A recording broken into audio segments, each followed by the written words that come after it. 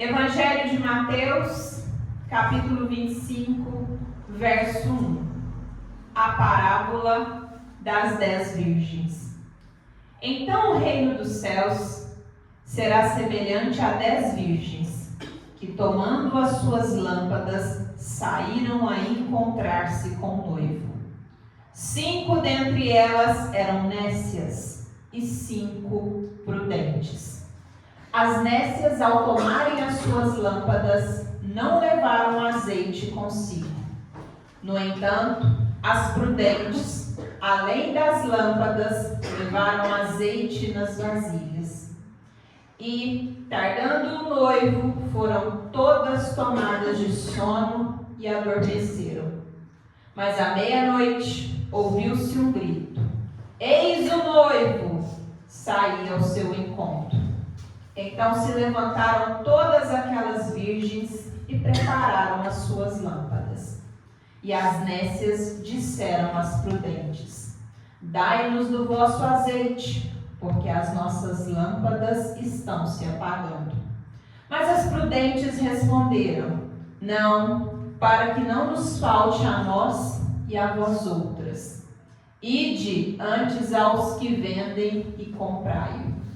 E saindo elas para comprar, chegou o noivo, e as que estavam apercebidas entraram com ele para as bodas, e fechou-se a porta.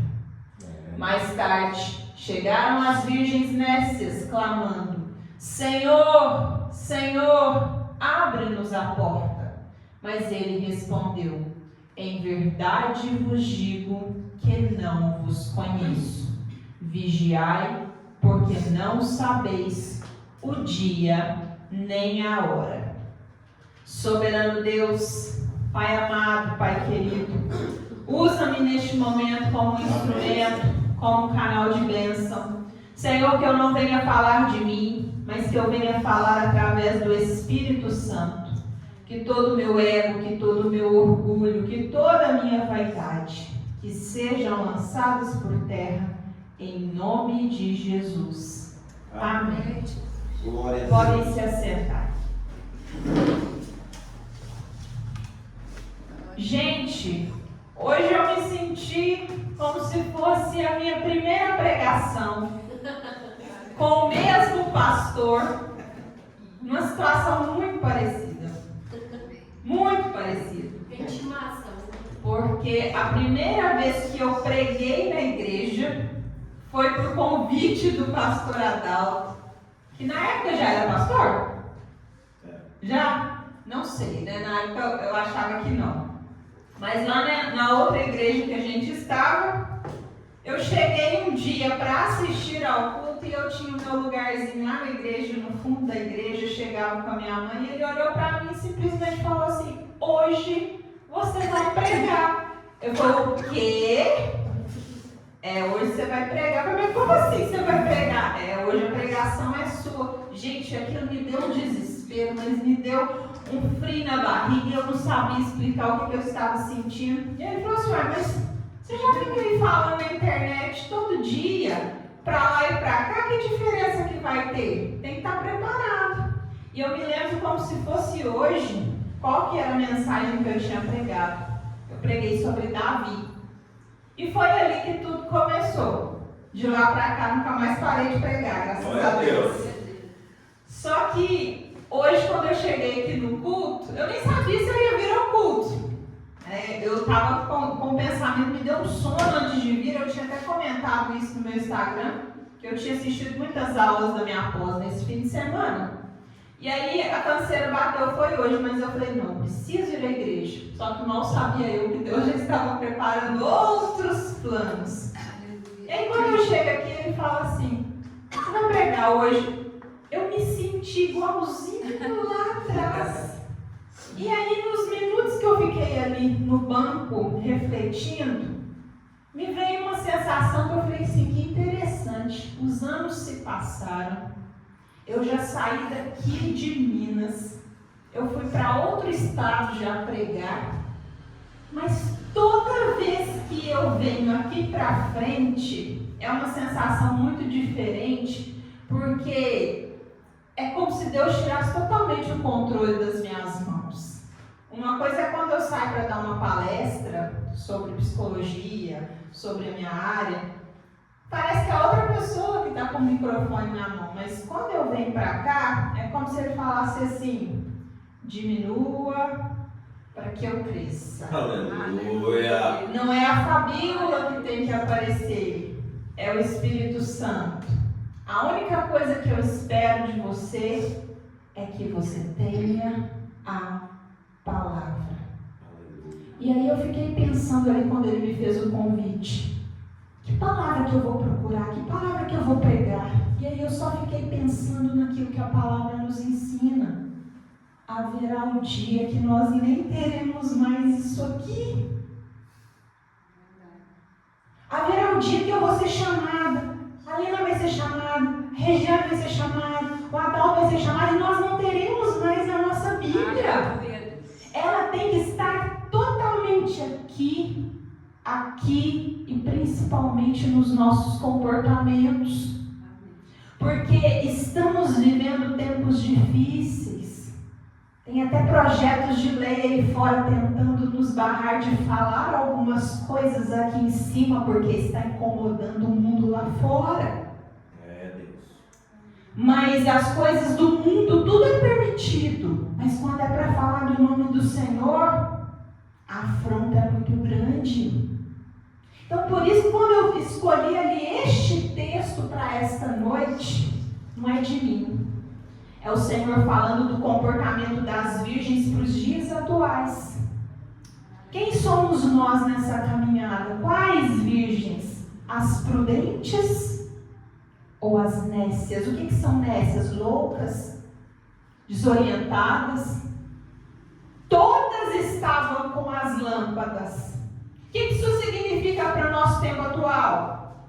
Todos temos dentro de casa, aberta em cima de um móvel, de uma estante, em algum lugar da casa. Chega no dia de vir para o culto, tem a roupa de crente, arruma para vir, maquia. Mas será que a nossa postura é da virgem prudente?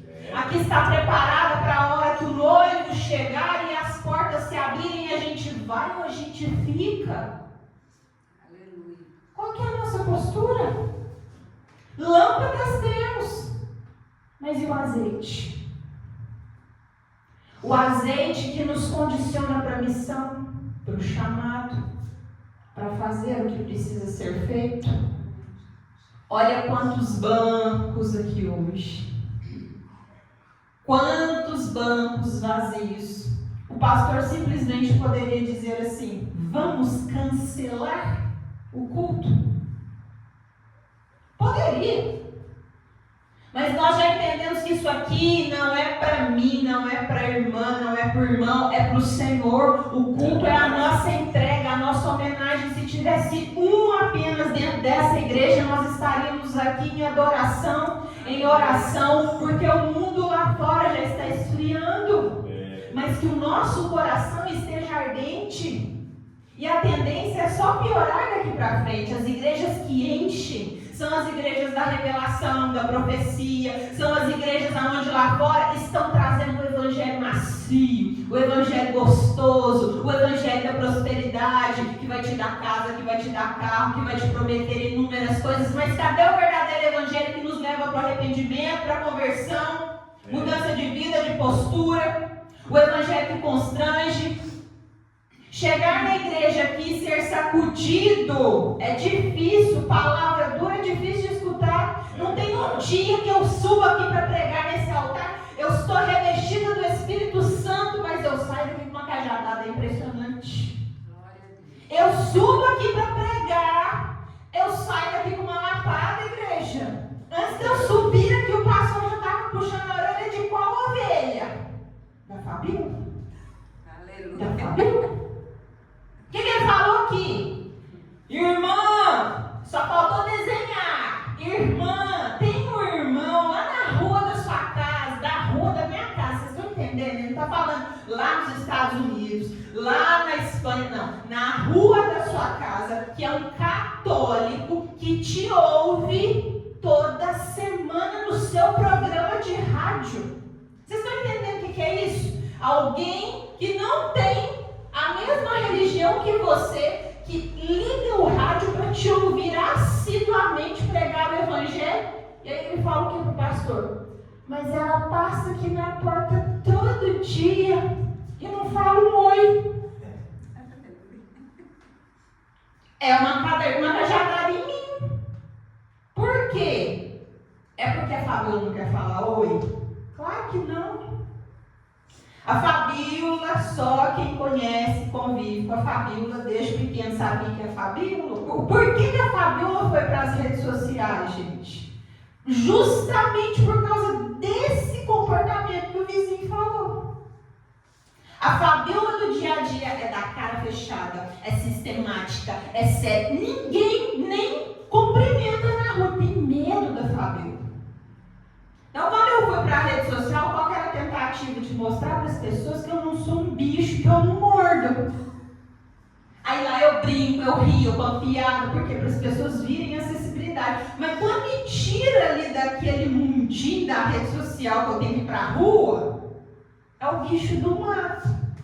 E aí o que o vizinho encontrou?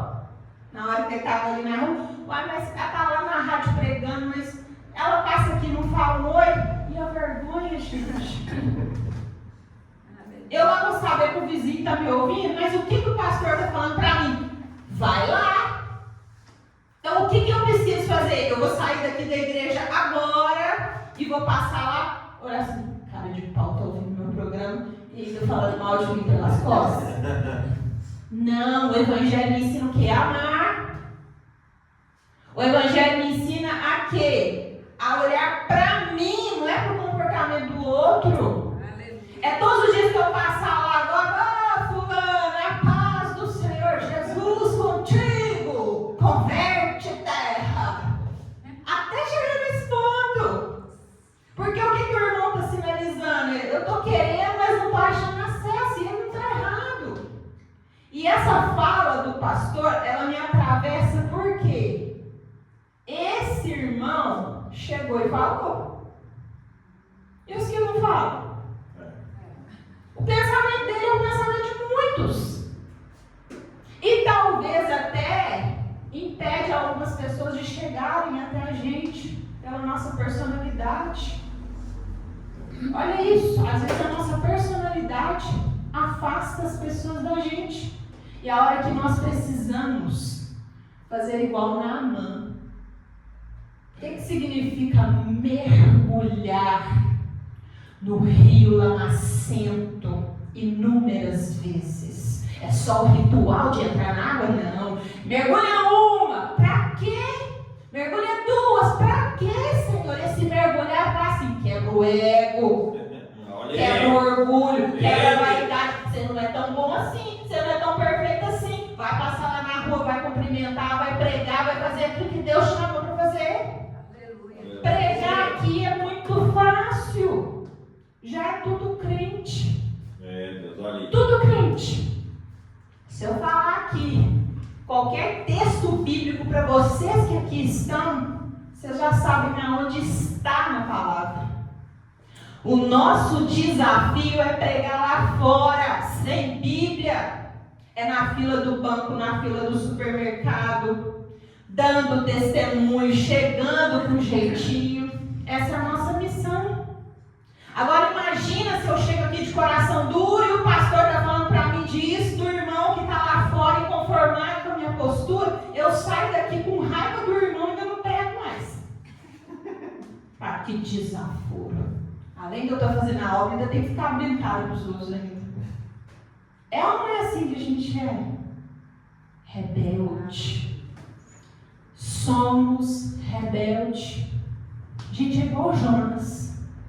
É Deus mandando ir para cá, você fala, eu vou é para cá. Só que eu não quero ir parar na boca do peixe, não. Quero não. Porque há momentos que Deus nos lança lá, na garganta do tubarão.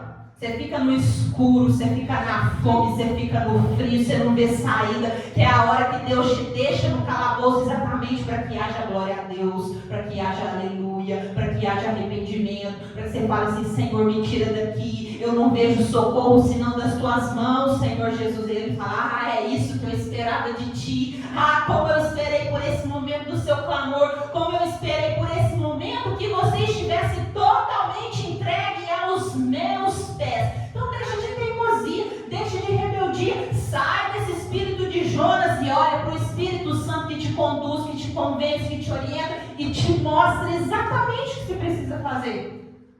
Que bom que Deus não desiste da gente, assim como não desistiu de Jonas, que na teimosia, na rebeldia, seguiu o seu coração, seguiu o seu impulso. Não, eu não vou. Mas o Senhor fala, você vai, é para onde eu te mando, é para onde eu te direciono. E quantas vezes nós estamos nessa ira da ignorância, o impulso da raiva, da teimosia, eu faço do meu jeito, da minha forma, e Ele fala, pode até ir, mas vai quebrar a cara. E quantas vezes nós aqui não quebramos a cara? E depois volta, igual o cão arrependido. Porque sabe que não adianta. Essa mensagem de hoje aqui está falando no meu, no seu, no nosso coração. Acende a lâmpada. Coloca o azeite. Não foca naquilo que o mundo lá fora tem nos ensinado a fazer, que é o holofote da ostentação, é a mídia, é pregar para 1000, milhares, é pregar aonde tiver uma alma, aonde tiver dê bom testemunho, aonde tiver uma única pessoa, que esteja você lá firme. Bem-aventurado, seja um bem-aventurado e não um desviado. A gente não pode confundir isso no meio do nosso processo, senão a gente não avança. Haverá dias na nossa caminhada que estaremos como Elias, pedindo a morte, pelo desânimo, pelo cansaço. Tem dias que você não quer levantar da cama. Tem dias que é só pela misericórdia do Senhor, mas Ele te permite descansar. Amém. Ele te alimenta. Glória. Ele renova suas forças. E aí Ele te coloca de pé e fala, levanta, vai. A caminhada ainda será longa. Por que está desanimando? Por que está encontrando uns empecilhozinhos no caminho? Ele está te lembrando nessa noite, é a primeira vez? É o primeiro empecilho? É a primeira vez que as pessoas viraram as costas? É a primeira vez que as pessoas desistiram? Que as pessoas estão desaparecidas? Que as pessoas não estão dando credibilidade? Ele fala, isso é assim desde que o mundo é mundo. Verdade. Só porque estamos apegados a essas pequenas coisas. Vamos nos apegar a Cristo, ao que Ele nos chamou para fazer. Porque no momento que, assim como foi com as virgens, que o Senhor chegar, que nós estejamos com as nossas lâmpadas, com o nosso azeite, e mais do que isso, com Ele dizendo para a gente, vem que eu te escolhi, vem, você faz parte dos que entram, Aleluia. vem, o seu lugar está separado. Você está entendendo isso aqui nessa noite? O seu lugar está separado. O seu lugar está separado. Não se apega às coisas terrenas. Isso aqui tudo é transitório. Isso aqui tudo é passageiro. Então apenas eleva os seus olhos para os montes. De onde virá o socorro? O meu socorro vem do Senhor, que fez os céus e a terra. Aleluia. Amém? Que o Espírito Santo possa falar mais e melhor no coração de cada um de vocês. E eu agradeço a oportunidade. Glória a Deus.